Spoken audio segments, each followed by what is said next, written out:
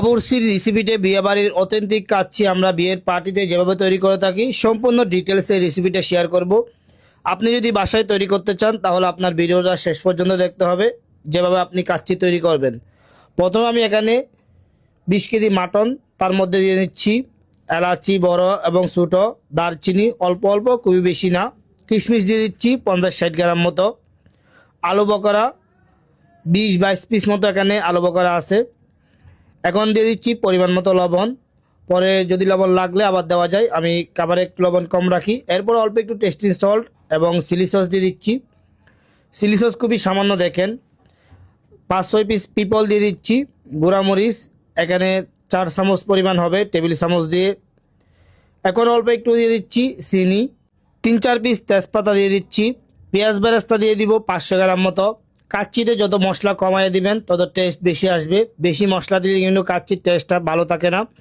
এখন দিয়ে দিচ্ছি কাচ্চির শাহি গরম মশলা, এখানে 5-6 টেবিল স্পুন মতো হবে। আদা রসুন পেস্ট এখানে আপনার 100 গ্রামের বেশি হবে না, ওই পরিমাণ দিয়ে দিচ্ছি। টক দই সেম পরিমাণ 100 গ্রাম মতো হবে। এখন যে পেস্টটা দেখতেছেন এটা হচ্ছে কাঠবাদাম এবং পেস্তো বাদাম একসাথে মিক্স করে দিয়ে দিচ্ছি। এখানে 100 গ্রাম মতো আছে, 50 গ্রাম কাঠবাদাম, 50 গ্রাম পেস্তো বাদাম। এরপরে সুন্দর করে এগুলি মিক্স করে নিচ্ছি।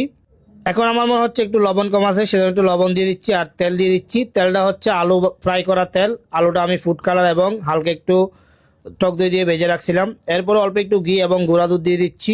এগুলি দিয়ে আরেকটু সুন্দর করে মিক্স করে নিব। মিক্স করে এই মাংসটা এখন রেস্টে রেখে দিব আলুগুলি দিয়ে। দেখেন আমি এখানে 3 কেজি পরিমাণ আলু দিয়ে দিচ্ছি, যেগুলি আমি তেলের মধ্যে ফ্রাই করছিলাম। তার মধ্যে অল্প একটু গুঁড়া দুধ দিয়ে দিচ্ছি। এরপর অল্প একটু পেঁয়াজ বেরেস্তা দিয়ে দিচ্ছি, কয়টা কিশমিশ দিয়ে দিচ্ছি উপরে দমে দেওয়ার জন্য, আর 3-4 পিস মতো আলু বকরা, অল্প একটু দিয়ে দিচ্ছি কাজু বাদাম। এখন আমি যে আটা দিয়ে একটা খামি তৈরি করছিলাম ওইটা উপরে দিয়ে অল্প একটু জাফরান গুলানো পানি দিয়ে দিচ্ছি। এটা এখন রেস্টে রেখে দিব। এখন রাইসটা বয়েল করার জন্য গরম মশলা, দারচিনি, এলাচি, লং আর গুঁড়া দুধ, আর রাইসের পানির মধ্যে অল্প একটু চিনি দিয়ে পরিমাণ মতো লবণ দিয়ে দিতে হবে, যতটুকু লবণ এখানে প্রয়োজন হয়।